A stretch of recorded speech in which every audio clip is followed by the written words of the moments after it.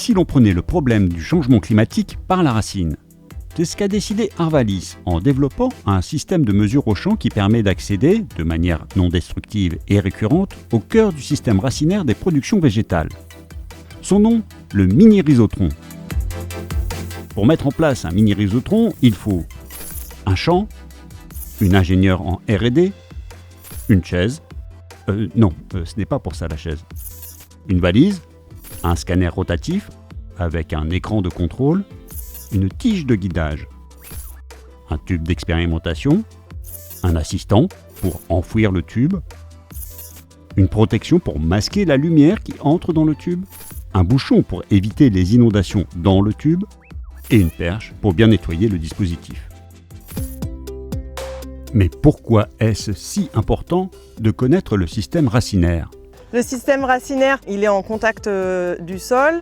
C'est la zone de captation des nutriments, l'absorption d'eau et aussi les interactions avec les micro-organismes du sol, y compris la captation du carbone dans les sols.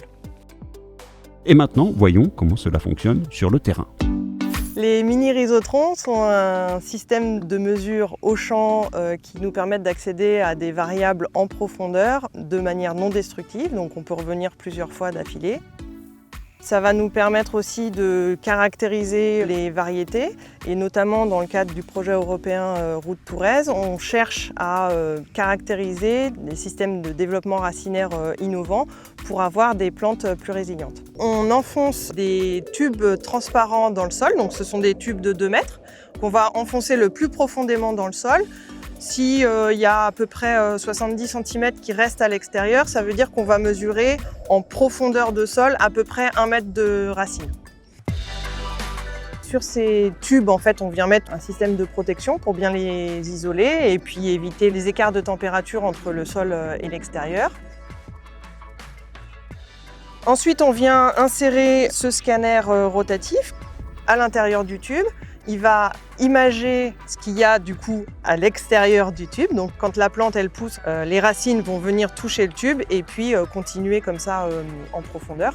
La mesure prend environ 10-15 minutes par tube, donc c'est pas encore tout à fait du haut débit. Donc l'image qui va être prise par le scanner va nous permettre d'identifier la densité de longueur racinaire qui est observée et pourquoi pas aussi les diamètres de racines. Ces images-là sont ensuite traitées par un algorithme. Il y a un algorithme de segmentation de l'image qui va venir détecter les racines dans l'image. Et ensuite, chaque racine qui sera détectée, un deuxième algorithme va la mesurer. Donc on va avoir des longueurs de racines par image et des diamètres de racines par image. On va comparer du coup les densités de longueur racinaire à différentes profondeurs sur différentes variétés pour voir lesquelles réagissent à un stress hydrique ou à une carence en azote. Dans le cadre de Route Touraize, l'objectif c'est de comparer les méthodes de mesure du système racinaire au champ, dont la technique du mini-rhizotron.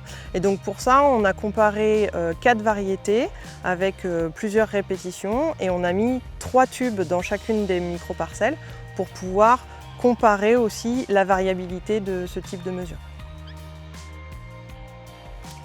En termes de développement, le système de pose qu'on a développé et puis le développement des modules de traitement d'image ont été financés par l'Institut Carnot Plante Tout Pro.